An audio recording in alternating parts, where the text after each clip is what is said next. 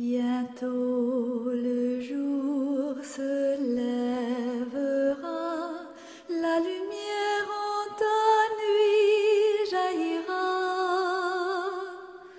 Bientôt le jour se lèvera et l'amour en ton cœur chantera. C'est le jour du Seigneur, c'est le jour de sa joie, et sur terre la paix du ciel. Bientôt, Seigneur, ton jour viendra. Bientôt, Seigneur Jésus.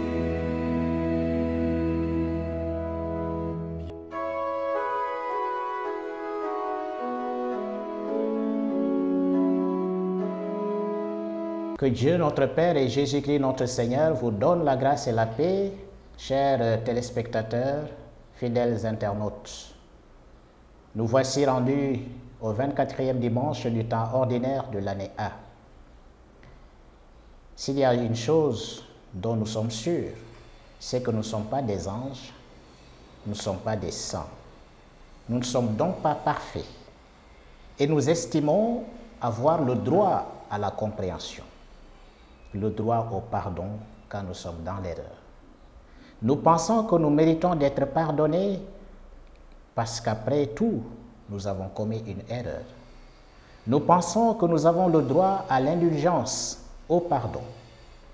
Si nous pensons ainsi, eh bien, pourquoi donc sommes-nous si intransigeants, si impatients avec ceux qui nous entourent, avec ceux qui nous ont offensés? Si nous pensons ainsi, pourquoi ne voulons-nous pas accorder notre pardon à celui ou celle qui nous le demande et qui a aussi besoin d'être compris? Bien-aimés en Christ, tel est le terrain sur lequel les textes du dimanche nous introduisent. Nous sommes invités à emprunter le chemin du pardon et de la réconciliation. Beaucoup de relations familiales, professionnelles, de voisinage ont besoin d'être assainies, restaurées, et cela passera inéluctablement par le chemin de l'amour, par le chemin du pardon et de la réconciliation.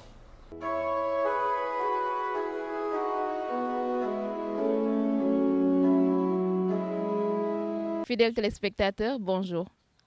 Joie pour nous en ce matin de recevoir sur notre plateau Monseigneur Martin Boukartine, évêque du diocèse de Kaolack.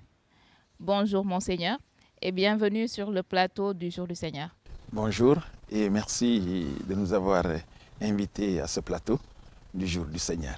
Cet entretien entre dans le cadre de la présentation du livret de préparation au mariage, édité par la Commission nationale Vie, Famille et Éducation. Plateau que j'ai l'honneur de co-animer avec Mathilde Michael Faye Ndong. Bonjour Mathilde.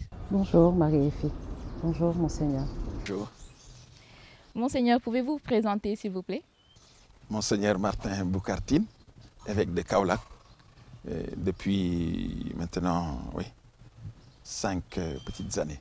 Et aussi responsable de la commission au niveau de la province ecclésiastique, de la commission Famille, Vie et Éducation. Sans plus tarder, nous allons parler de cette commission. Pouvez-vous présenter la commission Famille, Vie et Éducation? La commission Famille, Vie et Éducation fait partie des différentes structures qui composent, ou en tout cas qui animent la vie de la province ecclésiastique. Et nous savons que dans toute conférence épiscopale, nous faisons partie d'une conférence épiscopale et dans chaque conférence épiscopale, il y a différentes commissions, différentes structures qui animent la vie de cette partie de l'Église universelle. Et donc, parmi ces structures-là, il y a par exemple la commission famille. Comme par exemple, il y aura la commission biblique, la commission théologique, etc. etc. Et donc, nous avons la commission famille pour voilà, réfléchir un tout petit peu sur les questions ayant trait à la famille. Et donc, nous avons cette commission-là dans la conférence épiscopale et bien évidemment au niveau de notre province ecclésiastique. Cette commission nationale est composée, disons, des représentants des commissions diocésaines. C'est toujours des ramifications au niveau pour atteindre l'Église au plus bas de son niveau, jusque dans les paroisses, et j'allais dire même jusque dans les familles. Parce que, et donc, cette commission, partant du niveau paroissial, remonte au niveau diocésain. Et du niveau diocésain, ça remonte au niveau national. Et donc, c'est voilà, ces représentants-là au niveau diocésain qui voilà, forment, on pourrait dire, la commission nationale. Et quelles sont les activités de la dite commission? Les activités comme telles, c'est avant tout de coordonner la pastorale familiale au niveau de notre province ecclésiastique. Nous savons que normalement dans chaque diocèse, il y a donc cette commission-là, composée d'abord des représentations au niveau paroissial. Et donc pour avoir un travail en commun, voilà, nous nous retrouvons au niveau national pour pouvoir coordonner ce travail-là pastoral, de la pastorale familiale. C'est une des tâches, la coordination de la pastorale familiale, mais aussi pour réfléchir sur les réalités, les défis et des propositions pour une meilleure pastorale pour la famille, et répondre à des questions ou des sollicitations au niveau des diocèses et des défis qui se posent aussi au niveau de la pastorale familiale, chercher des réponses à cela. C'est, disons, le gros du travail de la Commission nationale sur la pastorale familiale. Monseigneur, pourquoi un livret sur la préparation du mariage? Un livret sur la préparation du mariage parce que d'une part, la Commission, après de longues années, a vu que au niveau de la préparation au mariage dans la province ecclésiastique du Sénégal, il n'y avait pas une certaine harmonisation. Bon, reconnaissons quand même qu'au niveau de Dakar, par exemple, les préparations au mariage se font, dans la plupart du temps, au niveau des canals. Il y a des préparations au niveau des doyennés. Les couples vont se retrouver au niveau des doyennés et il y a une préparation d'ensemble. Et donc, il y a une certaine harmonisation à ce niveau-là. Mais quand nous sortons de Dakar, par exemple, quand nous sortons de Dakar comme ville, déjà, Dakar comme diocèse, ce qui se fait ici, ce n'est pas la même chose, ce qui se fait, par exemple, au niveau de la zone rurale. Et donc, quand nous sortons de Dakar comme diocèse, le diocèse de Thiès, le diocèse de Saint-Louis, le diocèse de Tambacounda, Kolda, Kaolack, Ziguinchor, la préparation est différente, est faite autrement. Pourquoi ce livret-là? C'est pour amener à une certaine harmonisation. Que dans notre province ecclésiastique, ce qui se donne comme base commune de préparation puisse se retrouver un peu partout dans nos diocèses, pour que nous ayons vraiment une base commune de préparation avec les mêmes thèmes abordés un peu partout dans nos différents diocèses. Donc les thèmes qui sont là ne sont pas exhaustifs, ils laissent aussi la latitude au prêtre de pouvoir après, avec son temps, sa créativité, ajouter quelque chose. Mais au moins pour qu'on ait une base commune. Vous parlez des thèmes, est-ce que vous pouvez revenir justement sur ces thèmes abordés? Les thèmes qui sont abordés, il y a d'abord les fiançailles chrétiennes. Ensuite, le mariage traditionnel au Sénégal. Le mariage aussi en droit sénégalais. Le mariage chrétien, les fondamentaux juridico-canonique. Hein. Le mariage aussi étant un sacrement, hein, on a abordé la théologie du sacrement du mariage. Et ensuite, comme autre thème, la transmission de la vie et le plan de Dieu en lien à la sexualité du couple et des méthodes de régulation de naissance. Donc, dans ce livret, vous trouverez au moins 6 thèmes. 6 thèmes. Hein. Si, par exemple, moi, je me limitais à préparer un couple en 3 séances ou 4 séances, voilà, j'en ai déjà un peu plus qui pourra élargir ma préparation et renforcer davantage cette préparation du couple au mariage. Par exemple, si seulement on prend chaque thème pour une rencontre, vous voyez, on aura au moins 6 rencontres de préparation au mariage. Parce que le mariage, c'est vraiment une réalité tellement importante qu'il ne faudrait pas qu'on le prenne à la légère et que la préparation soit faite à la va-vite. Dans la préface, je cite, « Réfléchir sur le mariage et la famille exige de nos jours un appel interdisciplinaire ». Pouvez-vous revenir sur cela? Vous savez, le mariage et la réalité est une réalité très complexe aujourd'hui. C'est une réalité très complexe qui nécessite une réflexion pluridisciplinaire. En ce sens que on ne peut pas tout simplement se contenter de la foi, de la religion pour dire que voilà, on résout tout. On résout tout sur le mariage. Non. Il y a d'autres disciplines, les sciences humaines, qui nous aident beaucoup sur la compréhension de la personne humaine et partant de là, de la réalité mariage. Et que nous ne pouvons pas aujourd'hui négliger.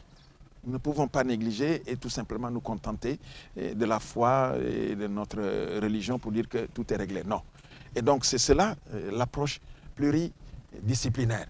Ce que les sciences humaines nous offrent aujourd'hui sur la compréhension, la connaissance de l'être humain et de ce qui concourt à son bien-être, entre autres le mariage et tout cela, tout ce que ces sciences-là nous apportent doivent être des outils que nous puissions mettre à notre disposition pour aider ceux qui s'engagent au mariage aujourd'hui.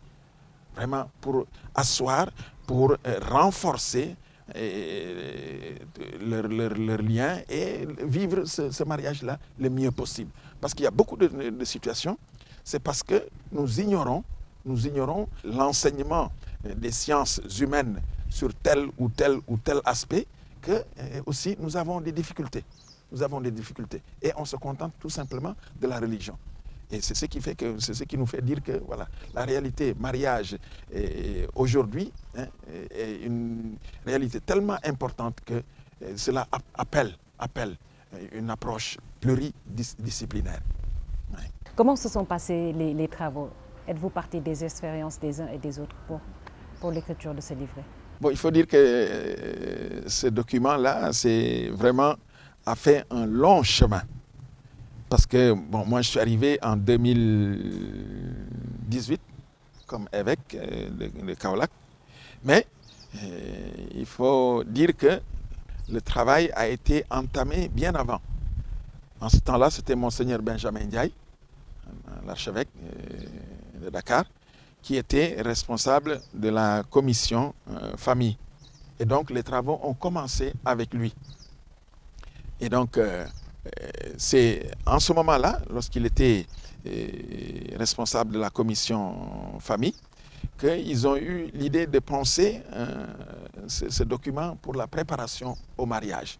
Parce que partant de l'expérience qui était vécue sur le terrain, dont j'ai fait référence tout à l'heure, en ce sens que chacun y allait selon ses moyens, à sa manière.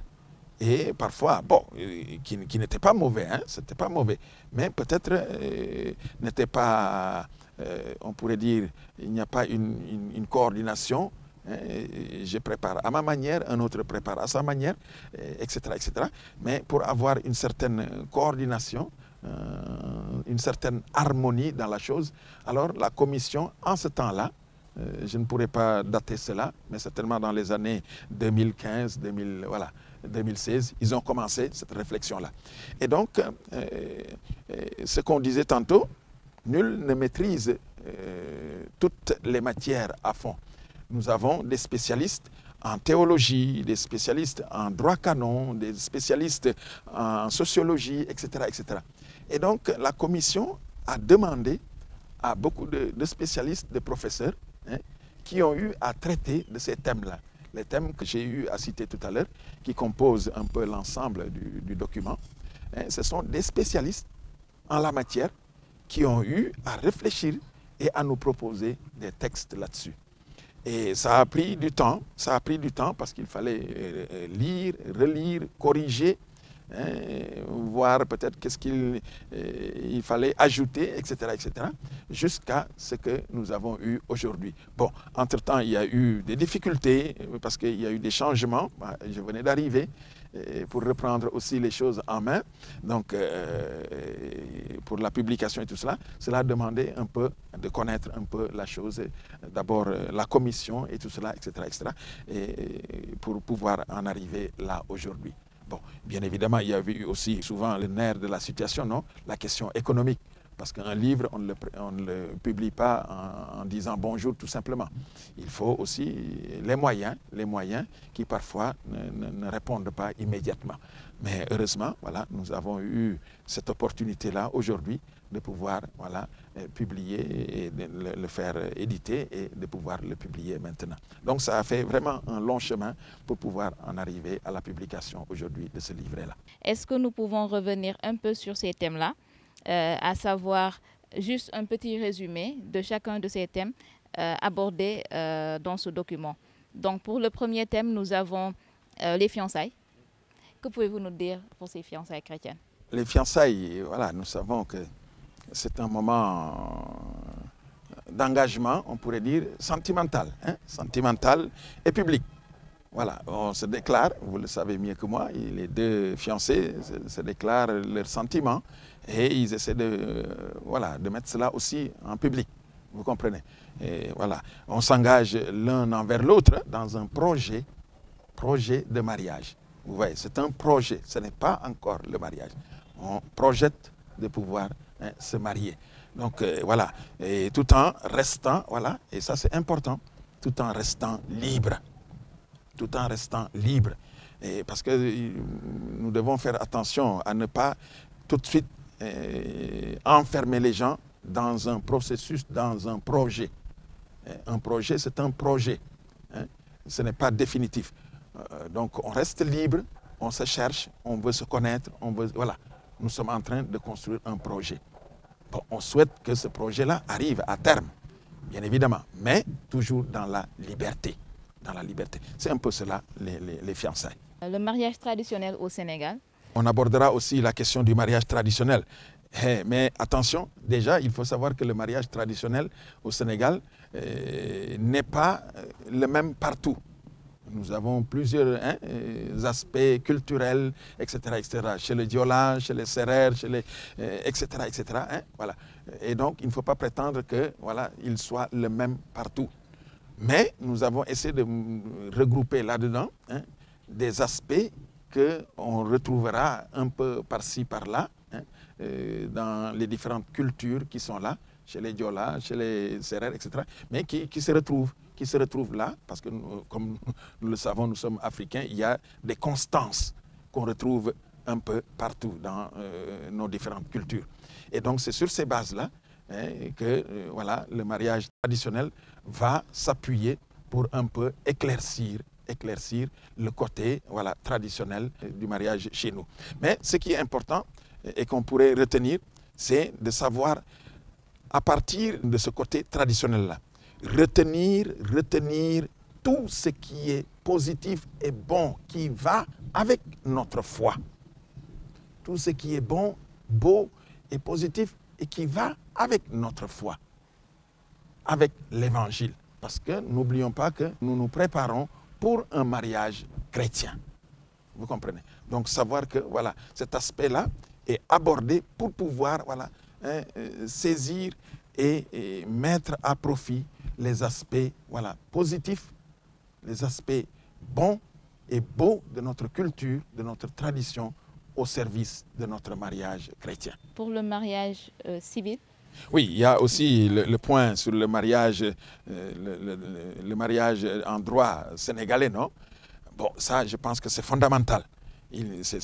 Pour des gens qui se préparent au mariage, il faut connaître qu'est-ce qui régit le mariage au niveau civil dans notre pays. Parce qu'il ne faut pas se dire, on se marie au niveau de l'église et tout cela, ça n'a rien à voir. Non, nous sommes aussi dans une société civile sénégalaise, et régie aussi par des lois. Et nous devons obéir à ces lois-là. Et donc, les connaître, c'est fondamental. C'est fondamental. Parce que c'est ce qui peut nous éviter aussi pas mal de problèmes demain. Ah, je ne savais pas. Nul n'est censé ignorer la loi. Et donc, c'est très important d'éveiller et amener les gens à connaître ce que dit la loi sénégalaise sur le mariage pour que demain, on n'ait pas des problèmes inutiles. C'est pourquoi aussi on a inséré cet aspect-là vraiment dans la préparation. C'est très important. Dans les propriétés essentielles du mariage, pour parler un peu du mariage religieux, pouvez-vous revenir sur ces aspects? C'est avant tout l'unité et l'indissolubilité. Unité, on n'est plus deux, mais un. On n'est plus deux, mais un. C'est-à-dire cette communion d'esprit et de corps qui fait de telle sorte que nous reflétions cette communion trinitaire. Le mariage est appelé à vraiment témoigner de la communion trinitaire. La communion qui existe entre le Père, le Fils et le Saint-Esprit, un seul Dieu en trois personnes. Cette communion-là, le mariage aussi est appelé à témoigner de cela, de cette unité-là. C'est pourquoi on dit cette unité-là, un, non plus deux. Deux personnes, mais en une seule. Vraiment dans la communion, en ne faisant qu'une communion d'amour. Indissolubilité, en ce sens que, on ne se marie pas aujourd'hui pour dire demain, on s'en va. Non, non. Le mariage est d'une institution divine, voulue par Dieu.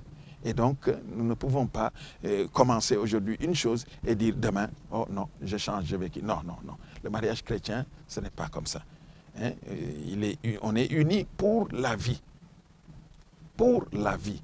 Pas pour un instant, pour un chemin, un bout de chemin ou quoi. Non, mais pour toute la vie. Jusqu'à ce que mort nous sépare. Vous comprenez? Donc, vraiment indissoluble. Indissoluble. Et pour s'y engager, donc, il faut comprendre cela. Il faut comprendre cela et voir tous les aspects. C'est pourquoi ce livre-là aborde pas mal de choses pour aider les gens à comprendre vraiment le sens de cette indissolubilité du mariage-là, pour ne pas penser que c'est une chose qui nous arrive dans la tête tout simplement comme ça, que l'Église a déclaré tout simplement comme ça. Non, c'est partant de bases solides de notre foi. De notre foi. Parce que comme je le disais tantôt, c'est pour refléter cette communion qui est trinitaire. Et donc, le Père, le Fils, le Saint-Esprit ne se sont jamais séparés. Et si nous voulons témoigner de cette unité-là, ça n'a pas de sens que aussi on commence aujourd'hui et demain, chacun s'en va de son côté. Non. Merci. Et un autre point, toujours dans le mariage religieux, que vous avez abordé dans ce document, c'est également le mariage avec disparité de culte. Actualité oblige, c'est des réalités que nous vivons. Et pouvez-vous revenir juste un petit instant sur ce volet? Vous savez, nous marchons, les jeunes marchent, ils se rencontrent avec des personnes, etc., etc., que ce soit des jeunes garçons, des jeunes filles, etc.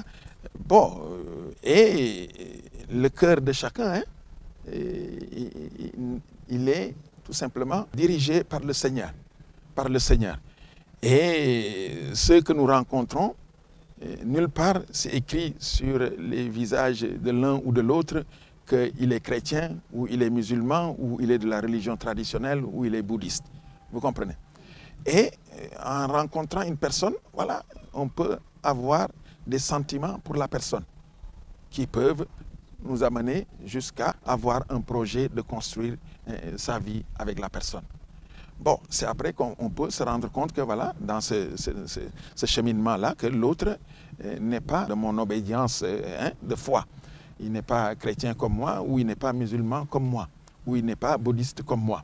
Et bon, voilà. Mais ces personnes-là ressentent quelque chose de commun entre elles, c'est-à-dire ce sentiment-là, voilà, ce sentiment positif d'appréciation et qui les amène à vouloir voilà, construire la vie ensemble. Alors, en voulant construire la vie ensemble, tout en se respectant, chacun dans sa foi, il est bouddhiste, il est musulman, il est chrétien, catholique, etc. S'ils veulent se marier, s'ils veulent se marier, la partie chrétienne veut se marier à une partie non chrétienne, c'est un mariage avec disparité de culte. C'est-à-dire, nous ne prions pas ou nous n'avons pas la même foi. Nous n'offrons pas le même culte. Le culte chrétien, catholique, n'est pas le même culte musulman ou bouddhiste. Alors, on parle de mariage avec disparité de culte. Donc, alors, c'est très possible, et il y en a beaucoup de nos jours aujourd'hui. Par exemple, un garçon ou une fille chrétien ou musulman qui veulent se marier, voilà. C'est un mariage avec disparité de culte. Et l'Église, avec, comment ça s'appelle, l'examen du dossier, parce qu'il faut constituer le dossier, le présenter à l'évêque pour que l'évêque aussi voilà, puisse donner son nil obstat, donner la permission. Voilà. Après avoir examiné le dossier de son fort interne, s'il voit que vraiment c'est avec des arguments qui sont valables, il peut donner sa permission. Mais aussi, en âme et en conscience, s'il examine le dossier et il voit que vraiment, ça, peut-être que ça ne peut pas aller vers quelque chose de qui, il prend aussi la décision. Il peut prendre aussi, parce qu'il est responsable de la communauté, surtout de la partie chrétienne. Et donc, ce sont ces mariages-là que nous appelons des mariages avec disparité de culte. C'est pour permettre aussi à la partie chrétienne de se marier et de pouvoir vivre sa vie chrétienne normalement. Recevoir les sacrements de pénitence, le sacrement de l'Eucharistie, etc., tranquillement. Et pour clôturer ce chapitre du mariage religieux, un autre point que souvent nous ne sommes pas familiers avec, c'est la forme canonique. Souvent, nous, laïcs, n'avons pas beaucoup d'informations par rapport à tout ce qui est droit canon. Et dans ce livre, il est parlé de la forme ordinaire et de la forme extraordinaire. Pouvez-vous juste rapidement revenir sur ces deux points à la page 66 et à la page 67? Le droit canon régit un peu notre vie au niveau de l'Église, catholique. Et vraiment, il parcourt tous les aspects de notre vie, depuis le baptême, tous les sacrements, etc., mariage, tout, même la vie religieuse et tout cela, religieuse, etc., tout ce qu'on pense dans notre vie, le droit canon essaie voilà, de codifier cela pour que nous puissions avoir aussi un cheminement assez clair et assez précis. Bien évidemment, au-delà du droit, il y a toujours voilà, l'interprétation du droit. C'est important. Mais quand même, pour ne pas que voilà, chacun y va à sa manière, ce serait la pagaille. Voilà, il y a ce droit-là qui permet de codifier les choses. Avant tout, il y a les canons qui nous précisent cela. Je ne vais pas entrer là-dessus parce que ça va nous amener trop loin. Qui nous précise, pour être ordinaire, le mariage, la forme, voilà les points qu'il faut suivre. Et bon, la forme extraordinaire, ça veut dire qu'il y a quelque chose de particulier, qui amènera aussi voilà, une législation un peu particulière. Pour pouvoir rendre ce mariage-là valide. Bon, certainement, l'abbé Paul dans une autre émission, reviendra en profondeur dans cela pour pouvoir expliciter cela. Et pour clôturer les thèmes abordés dans le livre, la transmission de la vie et le plan de Dieu en lien à la sexualité du couple et les méthodes de régulation des naissances. Vous savez, un des fruits du mariage, on pourrait dire, c'est les enfants, non? C'est les enfants. Mais il faudra que nous fassions attention. D'abord, les enfants, c'est le bon Dieu qui les donne aussi. Hein? C'est le bon Dieu qui les donne. Il peut y avoir que, voilà, dans un mariage, voilà, par des difficultés de santé ou de qui, etc., voilà, il n'y a pas possibilité d'avoir qui.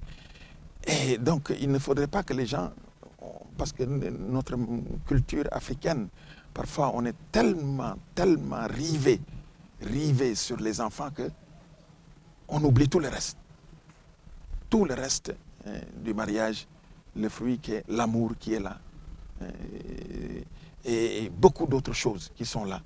Que les gens vivent. Mais puisqu'il n'y a pas les enfants, on va même jusqu'à parfois casser complètement. On oublie tout ce qui a été dit et la préparation, c'est que ce à quoi ça nous engage. Parce que la question de l'enfant ou des enfants est là, ça s'est posé, et donc on oublie tout le reste. Donc nous devons faire très attention que les enfants n'invalident pas un mariage. Parce que ça, c'est un fruit, mais un fruit peut ne pas aussi arriver. Ça peut ne pas arriver, parce qu'il y a quelques difficultés par-ci, par-là, tout simplement. Et donc, vraiment, j'attire l'attention de nos frères et sœurs que nous ne devrions pas faire de cela la priorité du mariage. Non. La priorité, c'est avant tout de témoigner de l'amour trinitaire. L'amour qui existe dans la Trinité, rendre palpable cet amour-là au niveau de la famille, au niveau du couple. Parce que cet amour-là se vit entre les deux conjoints. C'est d'abord ça. C'est d'abord ça. Après, vient le reste. Mais si cela manque, vraiment, faisons attention. C'est pourquoi aussi, voilà, on aborde la question, dans le livre aussi, la question de la procréation, la question de la gestion aussi, hein, des naissances et tout cela, etc., etc.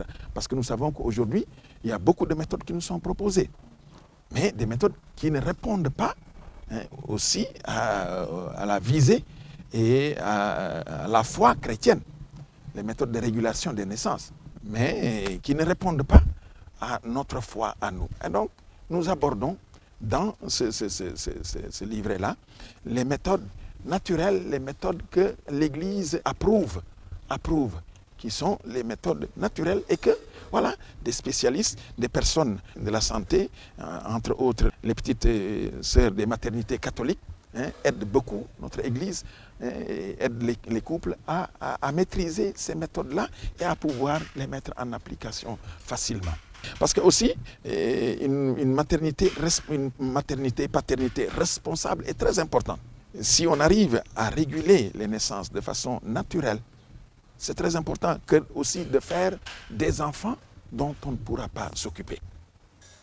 Et faire des enfants dont on ne peut pas s'occuper, ça aussi, ce n'est pas responsable. Et ça ne favorise pas aussi un développement économique, social et d'un pays. Parce qu'on fait des enfants qui, après, on les confie à qui? C'est la rue qui doit en prendre en charge. Non, ça, c'est pas normal.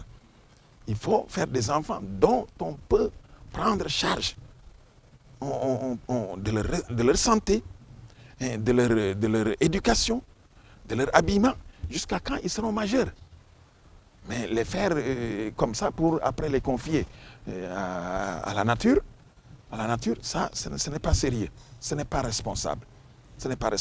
Et donc, voilà, les méthodes qui sont proposées ici, c'est pour aider les couples chrétiens, et de bonne volonté aussi, voilà, à utiliser les méthodes qui respectent notre foi et qui aussi nous aident à avoir les enfants au moment voulu. Donc, on peut les prendre en charge depuis leur bas âge jusqu'à leur maturité. Après, ils pourront se débrouiller tout seuls. Monseigneur, en tout cas, je pense que le livre vient à son heure. Cela nous permettra d'avoir un document de base, un document de référence, et pour compléter notre formation. Parce que, voilà, Nous en avons besoin. Maintenant, il est destiné à qui ce livret, Monseigneur?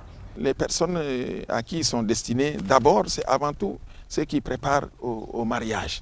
Les prêtres, tous les prêtres, qu'ils soient des religieux ou pas, ils sont tous invités à avoir ce livre-là. Parce que vraiment, pour que cette préparation-là soit harmonisée. Quitte à ajouter, parce que les thèmes ne sont pas exhaustifs, ajouter après des thèmes, mais qu'au moins, voilà, tout le monde, ceux qui doivent se préparer au mariage, soient informés tous de ce qu'il y a là-dedans, qu'on ait une base commune. Voilà. Et donc, vraiment, nous demandons à tous les prêtres, qu'ils soient des religieux ou des diocésains, de pouvoir se procurer ce livret-là. Bon, ensuite, bien évidemment, ceux qui gravitent autour de l'accompagnement, de la préparation des couples au mariage, il y a des communautés nouvelles qui sont là, les communautés de l'Emmanuel, Divin Amour, les équipes Notre-Dame, etc., voilà, qui aident, voilà, les couples à cheminer et tout cela. Ce sont des thèmes qui peuvent aussi encore aborder avec ce monde-là. Vous voyez, parce que ceux qui se sont mariés déjà, ils peuvent dire que mais nous ne sommes pas concernés. Non, ils sont concernés. Parce qu'on peut revenir là-dessus avec ces gens-là, approfondir des thèmes, etc., avec eux, parce que peut-être ils n'ont pas eu la chance d'avoir eu tout cela durant leur préparation.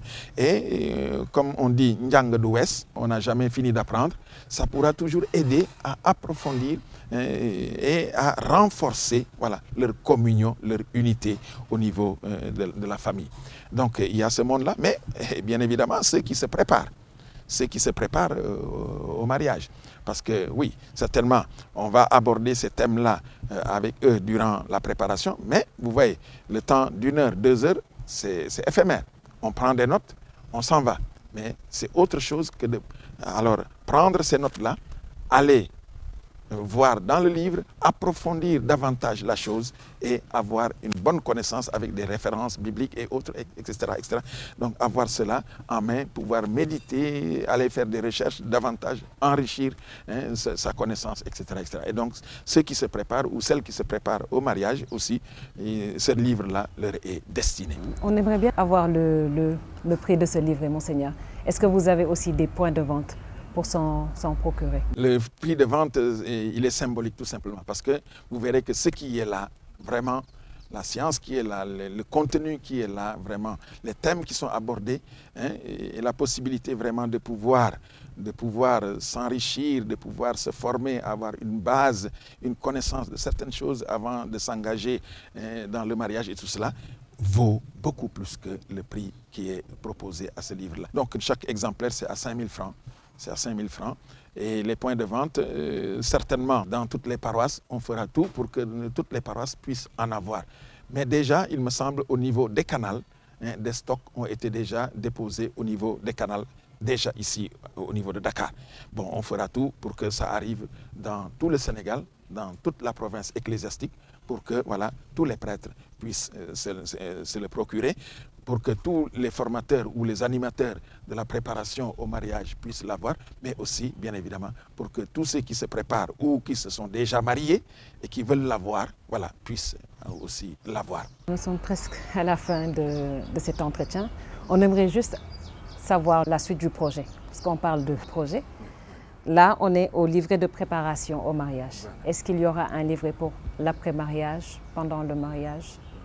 Voilà. C'est très très bien, parce que quand il y a une préparation, il y a certainement un moment vécu. Parce que le projet, nous souhaitons, comme nous l'avons dit au début, quand on projette quelque chose, nous souhaitons de l'accomplir, de le mettre en œuvre. Et donc, ceux qui vivent le mariage, cela demandera, voilà, ce vécu-là, effectivement, l'aborder dans toute sa quintessence du vécu du mariage aujourd'hui. Et qu'il ne faut pas édulcorer ou éviter ou quoi. Ce sont des thèmes qu'il faudra aborder avec ses joies, ses peines, ses hantises, ses peurs, etc. Et pourquoi pas ses promesses. Voilà, ses promesses qu'il faudra aborder. Et donc, ce qui rentrera dans le vécu, mais aussi l'accompagnement des couples. Parce que, vous voyez, il me semble que vraiment, c'est un des aspects qui manque beaucoup, beaucoup, beaucoup aujourd'hui. On prépare les couples, on assiste à leur mariage, donc ils célèbrent leur mariage, mais après, souvent, ils sont laissés à eux-mêmes. Ils sont laissés à eux-mêmes. Et souvent, la nature a horreur du vide. Quand il y a un vide, quelque chose d'autre prend la place. Et souvent, ce n'est pas ce qui nous fait plaisir. Et c'est bonjour les problèmes. Mais si, je ne dis pas que l'accompagnement enlèvera tout, mais peut aider beaucoup, pourra beaucoup aider pour prévenir certains problèmes ou amortir certains problèmes. Et donc, je pense que la question de l'accompagnement, donc dans le vécu, etc., du mariage est fondamentale. Ce sera une question qu'il faudra vraiment aborder pour pouvoir vraiment venir en aide aussi à nos frères et sœurs qui ont choisi la voie du mariage. Merci beaucoup, Monseigneur, pour cet entretien et pour toutes les explications qui ont été données suite à la présentation du livret de préparation au mariage. Nous allons clôturer notre entretien par la prière. Avant la prière, je vous remercie et je remercie Oficom aussi pour cette occasion qui nous a été offerte parce que nous considérons que la famille est une cellule fondamentale de la société. Et nous savons aussi les menaces qui pèsent sur la famille aujourd'hui, sur la famille de tous côtés, de tous bords, des menaces qui sont là, des menaces sociales, économiques, etc., religieuses qui sont là et qui méritent que vraiment la famille ait une attention particulière. Et donc, si cela peut aider à un début d'un long cheminement avec la famille, avec la commission famille, je pense que ce sera une bonne chose. Et nous sommes vraiment disposés à vraiment faire ce cheminement-là avec nos familles chrétiennes et nos familles de tous bords. Voilà. Notre Père qui es aux cieux, tu nous as donné un modèle de vie dans la sainte famille de Nazareth. Aide-nous, Père très aimant, à faire de notre famille un nouveau Nazareth où règne la joie et la paix. Aide-nous à rester ensemble à travers bonheurs et peines, grâce à la prière familiale. Apprends-nous à reconnaître Jésus dans chaque membre de notre famille, particulièrement quand il souffre et reste blessé. Que le cœur de Jésus rende nos cœurs doux et humbles comme le sien. Aide-nous à accomplir saintement notre vocation familiale. Puissions-nous nous aimer les uns les autres comme Dieu aime chacun de nous chaque jour davantage et nous pardonner nos fautes les uns aux autres comme tu nous pardonnes nos péchés. Aide-nous, Père très aimant, à prendre tout ce que tu nous donnes et à donner tout ce que tu nous prends avec un large sourire. Cœur immaculé de Marie, cause de notre joie, prie pour nous. Saints anges gardiens, soyez toujours avec nous, guidez-nous, protégez-nous. Amen. Amen, amen. Fidèles téléspectateurs, nous voilà au terme de notre entretien spécial avec Monseigneur Martin Boucartine, évêque du diocèse de Kaolack, sur l'édition du livret de préparation au mariage. Nous reviendrons dans nos prochaines émissions en large et en détail sur tous les aspects qui ont été abordés dans ce livret avec le concours de la Commission nationale Famille, Vie et Éducation. Nous vous disons merci et à dimanche prochain.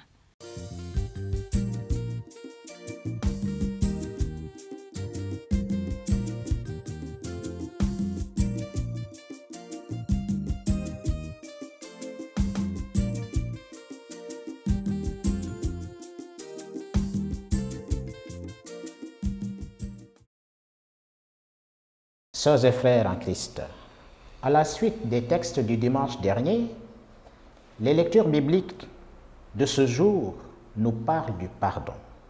Bien avant la venue de Jésus, Ben Sirac le sage écrivait, comme nous l'avons entendu dans la première lecture, « Rancune et colère, voilà les choses abominables où le pécheur s'obstine. » Oui, l'auteur sacré dénonce la vengeance et recommande le pardon. C'est un combat de tous les jours que nous devons mener contre nos tendances naturelles. C'est cela la signification de la parabole que Jésus nous propose aujourd'hui. Tout part d'une question qui lui est posée par l'apôtre Pierre. « Seigneur, lorsque mon frère commettra des fautes contre moi, combien de fois dois-je lui pardonner? Jusqu'à 7 fois ?» L'apôtre Pierre pensait que pardonner jusqu'à 7 fois était largement suffisant. Oh que non! Jésus lui demande d'aller plus loin que cela. Il lui dit, je ne te dis pas jusqu'à 7 fois, mais jusqu'à 70 fois 7 fois. En termes clairs, selon Jésus, la mesure du pardon, c'est d'être sans mesure. Pour nous aider à mieux comprendre cet appel, Jésus nous raconte une parabole dans laquelle il compare Dieu à un roi qui décide de régler ses comptes avec ses serviteurs. On lui amène un qui lui devait 10 000 talents. C'est beaucoup d'argent. C'est une somme énorme et donc difficile, voire impossible à payer. En nous racontant cette parabole, Jésus veut nous faire comprendre où nous en sommes avec Dieu. Cette grosse dette dans la parabole n'est qu'une image de ce qui se passe entre Dieu et nous. Devant Dieu, nous sommes tous endettés. Des endettés qui sont incapables de rembourser. Et pourtant, quand nous lui demandons pardon, il nous pardonne. Il ne se contente pas de nous donner ou de nous accorder un délai. Il va jusqu'à nous faire grâce. Tout cela au nom de son amour pour nous. Faut-il pardonner? Voilà une démarche qui semble bien souvent difficile à nombre d'entre nous. Car le pardon n'est pas quelque chose de naturel, ni une vertu humaine universelle, loin de là. Il y en a qui ne l'intègrent pas dans leur façon de vivre. Quand nous sommes offensés, quand nous subissons un préjudice, quand nous sommes victimes de violences verbales, physiques ou morales, 2 réactions sont possibles, se venger ou pardonner. Et nous le savons. Quand nous subissons l'injustice, notre première réaction est de nous venger ou alors de nous préparer à bien nous venger. Oui, notre premier réflexe, quand on nous fait du mal, est de rendre au centuple ce qu'on nous a fait subir. Se venger le plus possible. Et c'est là justement que nous rejoint la parabole de ce dimanche. Jésus nous demande d'avoir d'autres sentiments que celui de la haine pour casser le cycle de la violence. Il nous demande de pardonner. Je ne te dis pas jusqu'à 7 fois, mais jusqu'à 70 fois 7 fois. A-t-il répondu à Pierre? C'est donc dire qu'il faut pardonner toujours. Il n'y a pas de limite au pardon. Bien évidemment, la justice humaine ne peut être contournée. Elle a le devoir légitime de faire respecter un ordre dans lequel, eh bien, on répare les torts qui ont été commis. Pour Jésus, il faut d'abord le pardon et la réconciliation avant le culte et les offrandes. Lorsque tu présentes ton offrande à l'autel, si tu te souviens que ton frère a quelque chose contre toi, laisse là ton offrande. Va d'abord te réconcilier avec ton frère, puis reviens présenter ton offrande. Matthieu 5, 23. Le pardon est la porte qui permet d'entrer dans l'univers de l'amour et de la miséricorde de Dieu. Soyez parfaits comme votre Père céleste est parfait. Soyez miséricordieux comme votre Père est miséricordieux. Pardonnez et vous serez pardonnés. Donnez et vous recevrez. Une mesure bien pleine, tassée, secouée, débordante, qui sera versée dans votre tablier, car la mesure dont vous vous servez pour les autres servira aussi pour vous. Luc 6, 36 à 38. Jésus nous rappelle donc aujourd'hui la caractéristique la plus importante du chrétien. Pardonner non pas 7 fois, mais jusqu'à 70 fois 7 fois. Bien-aimés en Christ, dimanche dernier, Jésus prêchait la miséricorde envers notre prochain. Aujourd'hui, il prône cette même miséricorde quand on a soi-même subi, quand on a été lésé. Pierre sait qu'il faut pardonner, mais il arrive au moment où la patience est à bout. Cela, nous le savons d'expérience. Nous savons que nous avons tendance à nous venger dès que nous avons été blessés, quand notre fierté et notre amour-propre ont été offensés.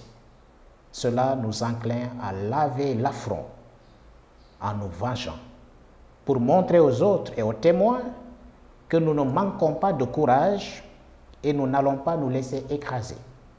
C'est tout à fait naturel. Certains diront, je ne peux pas pardonner. Il n'aura jamais mon pardon, avec tout ce qu'il a fait, avec tout ce qu'il a dit sur moi. Non, ce n'est pas possible que Dieu me pardonne, mais moi je ne pourrai pas lui pardonner. Il y en a qui réfléchissent ainsi. Je ne lui pardonnerai pas parce qu'il a fait exprès. Tant que je ne me vengerai pas, je ne pourrai pas lui pardonner. Il faut que je lui inflige le mal qu'il m'a fait subir pour qu'il sache combien il m'a fait mal. Si je lui dis « je te pardonne », je serai hypocrite parce qu'au fond de moi, je lui garderai rancune. Voilà, chers frères et sœurs, autant de raisons que l'on se donne pour justifier notre refus de pardonner. Oui, c'est difficile d'accorder le pardon dans certaines situations.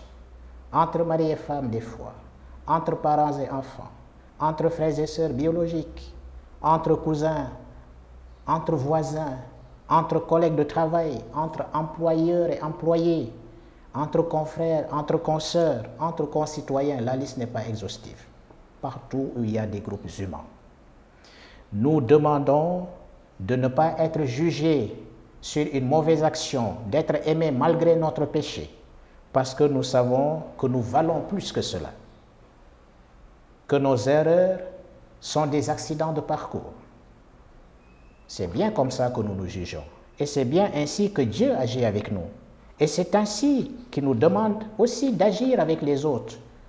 Nous mettons des limites au pardon que nous sommes invités à accorder. Combien de fois dois-je lui pardonner?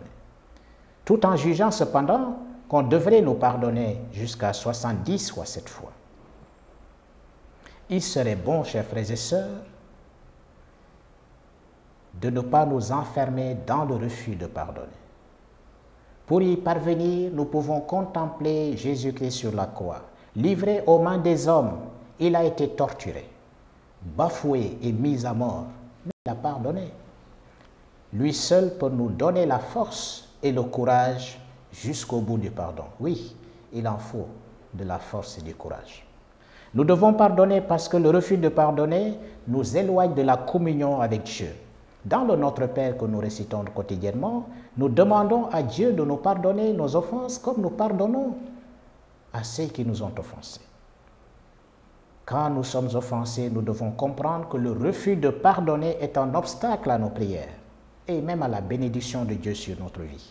En effet, le pardon, chers frères et sœurs, est un des principaux piliers de la foi chrétienne, mais surtout un vrai chemin qui libère, aussi bien chez moi que chez l'autre, la capacité de devenir plus humain. Le pardon a aussi un grand impact sur notre santé et sur nos sentiments. Pardonner fait du bien à l'offenseur, mais il fait encore plus de bien à la personne qui pardonne. Alors pourquoi refusons-nous de pardonner? Ne laissons pas la rancœur emprisonner notre vie, nous détruire. Cela nous détruira et détruira nos relations. Quelqu'un a écrit « Pardonner libère le prisonnier et permet de découvrir que le prisonnier, c'est vous-même. » Donc, le pardon nous libère. Le refus de pardonner nous livre au tourment. La parabole du serviteur impitoyable que nous avons écoutée tout à l'heure se termine dans les tourments. Le maître livre au bourreau le serviteur impitoyable qui refuse de pardonner et d'offrir la grâce qu'il a lui-même reçue. Quels sont ces bourreaux auxquels on se livre en refusant de pardonner à celui qui nous a offensés? Eh bien, ne sont rien d'autre que l'amertume, la haine, la rancune, le désir de vengeance, la pitié de soi, l'esprit de jugement, l'amertume. En refusant notre pardon à celui qui nous le demande, nous nous livrons à ces bourreaux qui nous tourmentent et nous détruisent. Au départ, ces murs que nous dressons devant la personne qui nous a fait du tort, nous les considérerons, n'est-ce pas, ces murs, comme étant une certaine protection. Mais petit à petit, nous allons construire notre propre prison. Si celui qui nous a offensés ne reconnaît pas son tort ou ne fait aucune démarche pour demander pardon, c'est bien sûr difficile de pardonner. Mais peu importe que nous soyons l'offenseur ou l'offensé, le Seigneur s'attend toujours à nous voir faire le premier pas. N'attendons pas que la partie adverse fasse un geste. Restaurer la communion brisée est si important que Jésus a ordonné de passer par cette démarche avant d'aller présenter notre offrande à l'autel. Si donc tu présentes ton offrande à l'autel et que là tu te souviens que ton frère a quelque chose contre toi, laisse là ton offrande. Va d'abord te réconcilier avec ton frère, puis reviens, présente ton offrande. Bien-aimé, le Seigneur nous donne la force de pouvoir pardonner pour nous libérer et libérer les autres. Que sa bénédiction demeure en abondance sur chacune de vous, lui qui est vivant pour les siècles et des siècles. Amen.